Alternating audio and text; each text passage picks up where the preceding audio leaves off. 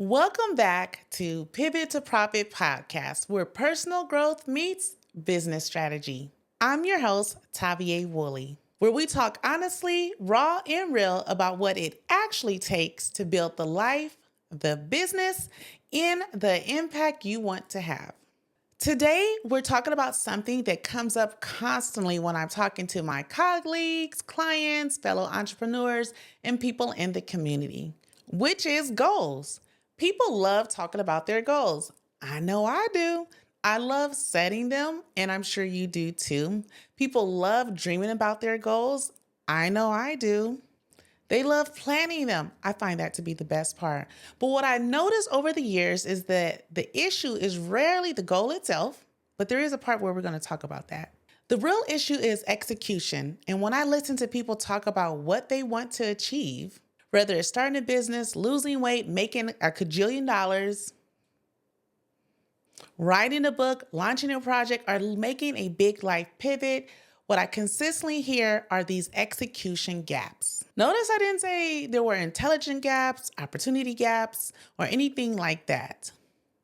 Not even resource gaps. It's always execution gaps. But before I get into all the execution gaps, there is one thing we need to begin with.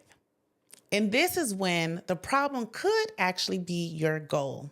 So let's begin with the foundational question. Are you even chasing the right goal? Well, are you? Let's find out. So let's get chatty for a minute about the goals we select. Part of the execution gap is sometimes we are choosing the goals that are not actually ours. I know, sounds ridiculous, but give me a second. Those goals can be influenced by social media, society, family expectations, cultural ideology, our friends, what sounds nice, the expectations, what we think we should be doing. There are so many things that can influence the goals that we actually have.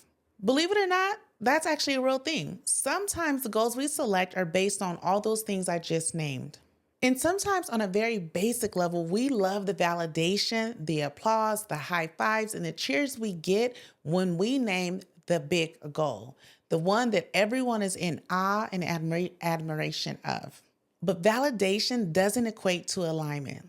So one of the first questions you have to ask yourself is, well, why am I choosing this goal? Is this something I genuinely want? Or is this something I feel I'm expected to want? And let's be honest, sometimes people are expecting big goals, become a millionaire, when really you might just want to have enough to live a very comfortable life. So we want to make sure those goals are aligned with you as a person. So ask yourself even these questions. Am I chasing this goal because society says it's a good goal to have? Because here's what it comes down to.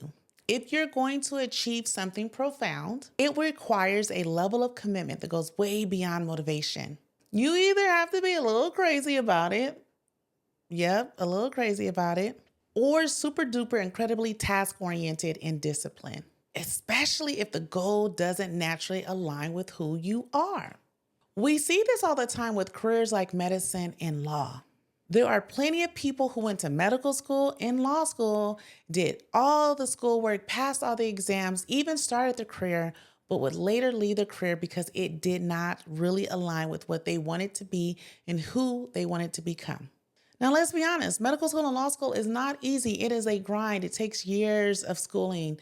And of course, you have to pass all the exams just to get the degree. But because they were influenced by the expectations of their family, they did what was necessary. But that doesn't equate to actual alignment. Now, on the flip side, when a goal is aligned, something different happens. You become obsessed with it. You think about it often. You're naturally curious about it. You're willing to endure the challenges that come with it. Because if a goal doesn't spark something inside of you, if you can't imagine yourself doing this work day in and day out, if it doesn't energize you even a little bit, then it might not be the goal you should be focusing on. So let me give you a personal example. For many years, I had a goal of going to law school. I know, round of applause, right? And this wasn't something that I just came up randomly. This is something I had been thinking about since I was a little girl. So a lot of my upbringing was oriented around preparing for that possibility. How do I build the right resume? How do I position myself? How do I make sure I'm ready and eligible for law school? But life happens, right? Marriage, children, career, responsibility, all the things. And at some point, I had to stop and ask myself a very direct and honest question. Do I still want to go to law school? Or is this just a goal I've been carrying because it sounds good? Or because it's impressive? Like, come on now, going to law school is impressive. Or is it because people have come to expect that from me? And so I did what I'm asking you all to do. I paused and I took several months and really sat with that goal and that question of, do I really want to go to law school? In that, I asked myself, why would I want to go to law school? Would my life improve if I did? Would it bring me joy? Would it be fulfilling? Or would it feel like a burden? And yes, I talked about this decision and the thoughts that were coming up with my wise counsel.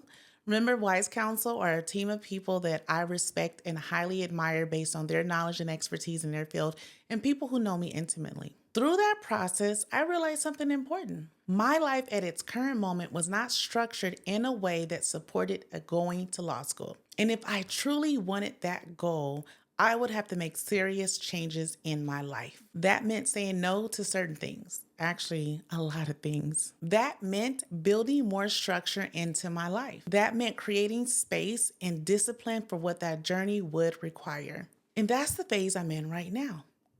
Preparing intentionally for the possibility, no. Preparing intentionally for the goal being achieved of me attending law school next fall. But here's the point.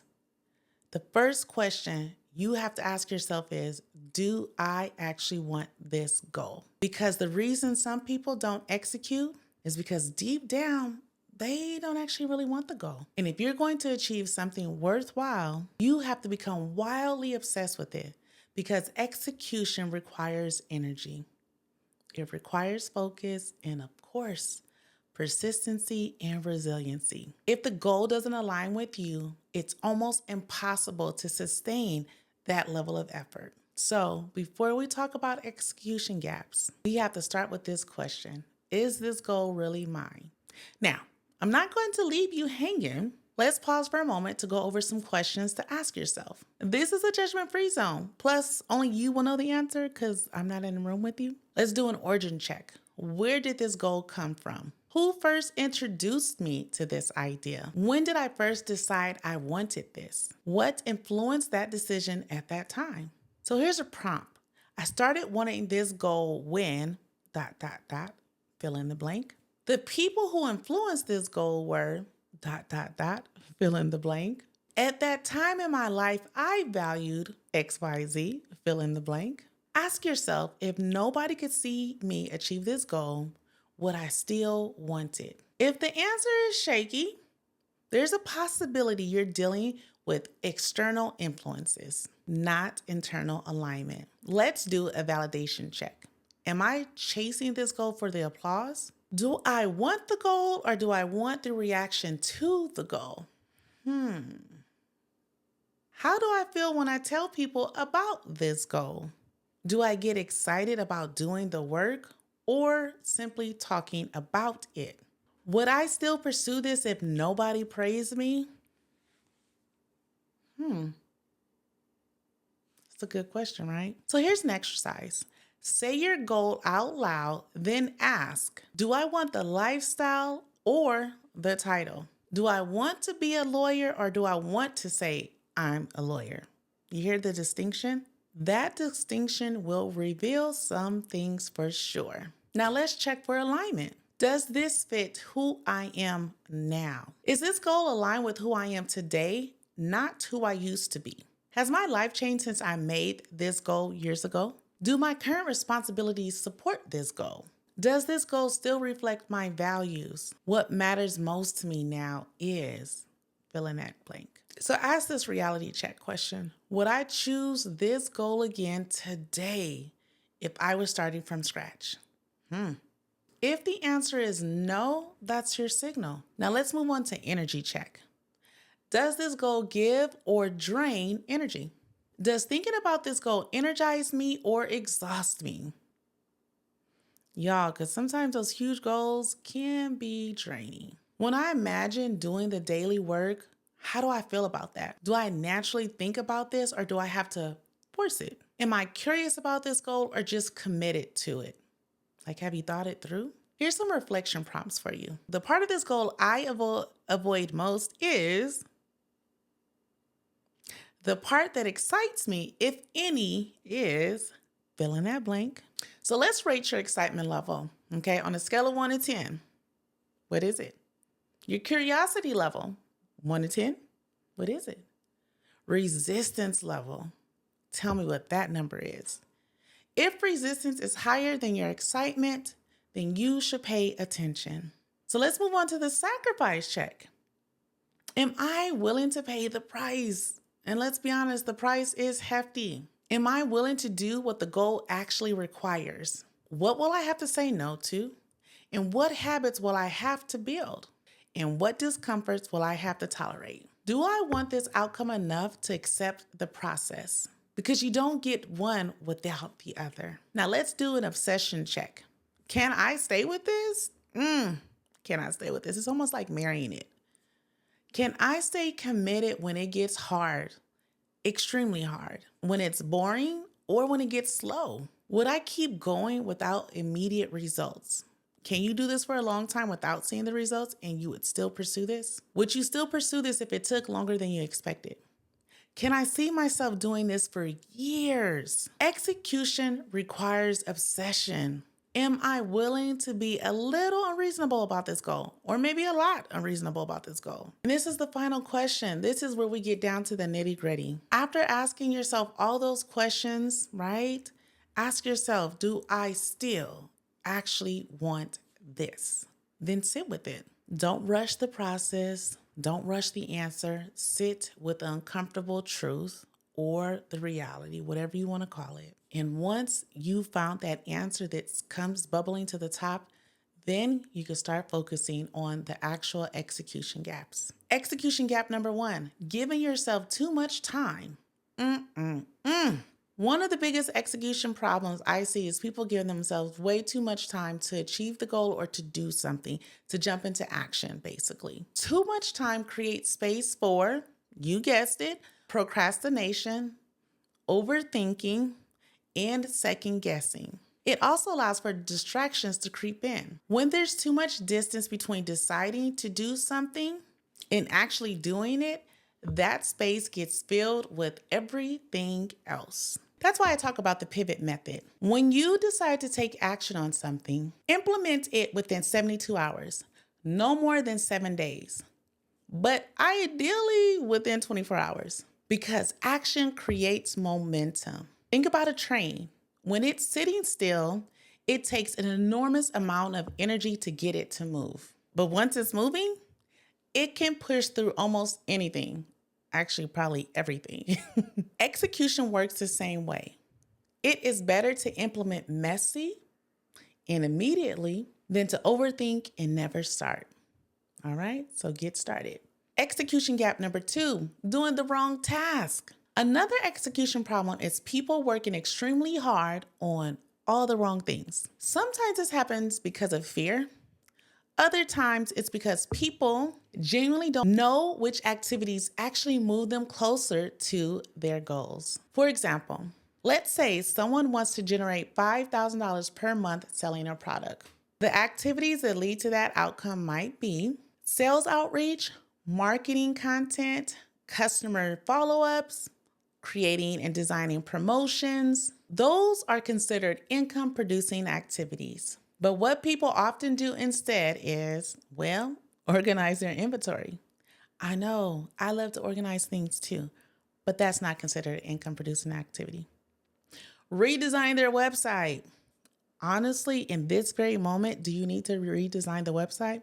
Probably not. Rebuild their logo, color code spreadsheets. Y'all, I get it. I actually love all those things, but they're not income-producing activity. Those tasks feel productive, but they are not moving the needle. They're busy work disguised as progress. So ask yourself, if I don't do this task, will anything change? If I complete this task, does it move me closer to my goal? If this was the only activity I focused on every day, Would it eventually produce the outcome I want? Execution is about doing the right things repeatedly, not just staying busy. So execution gap number 3, talking too much about your goals. Another execution problem is that people talk way too much about what they're going to do. I know, I might have stepped on some toes, but let me get real clear. You're talking too much about what you're going to do to the wrong people, which could lead to receiving potentially inappropriate feedback. Sharing goals can be, in fact, helpful, but it depends on who you're sharing it with. If you're an entrepreneur, talking about your plans with people who are not entrepreneurs could lead to feedback that may not be helpful for you. Those people may not understand your path. Even if they mean well, their feedback might sound like, "Are you sure that's going to work? I don't need any more doubt." That seems risky. Well, duh, I'm an entrepreneur. Maybe you should do something more stable. Well, if I wanted a 9 to 5, I would get a 9 to 5. That kind of feedback can create doubt. Reality is that when you are busy doing the work, even when you are making mistakes, you are being refined and learning in the process. Sometimes you don't need feedback from others. You need the direct feedback loop you get from doing something, watching it grow or fail, and in that you make adjustments in either direction. Sometimes the best thing you can do is keep the work close to your chest. You don't need constant validation. You need focus. There's a phrase people like to say online in social media world, which is build in silence.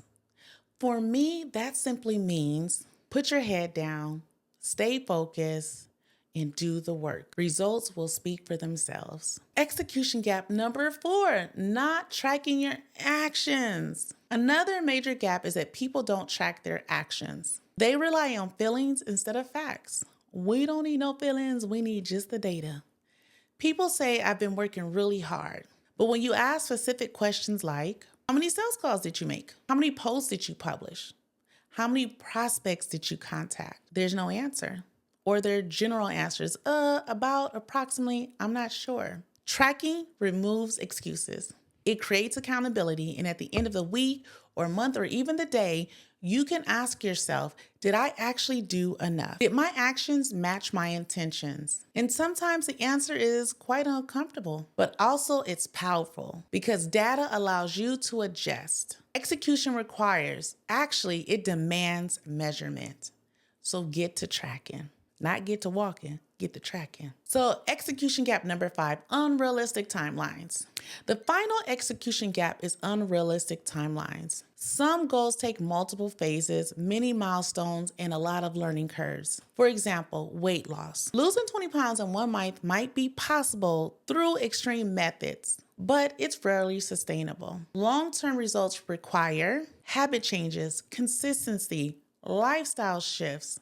So when setting timelines, ask yourself, what does this actually require? What skills do I need?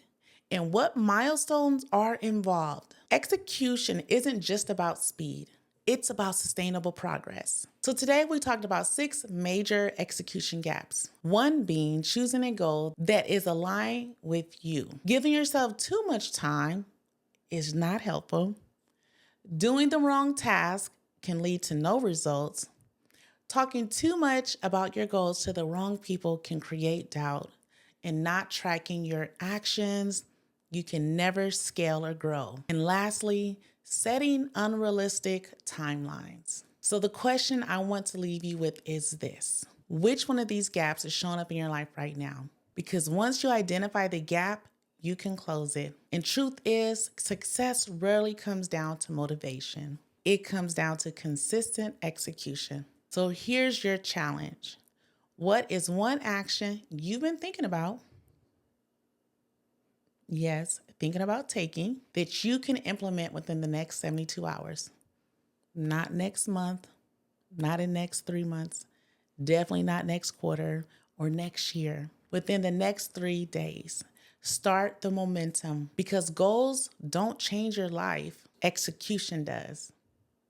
I'm TaVia Woolley, your host of Pivot to Profit, where personal growth meets business strategy, and I can't wait to see you in the next episode.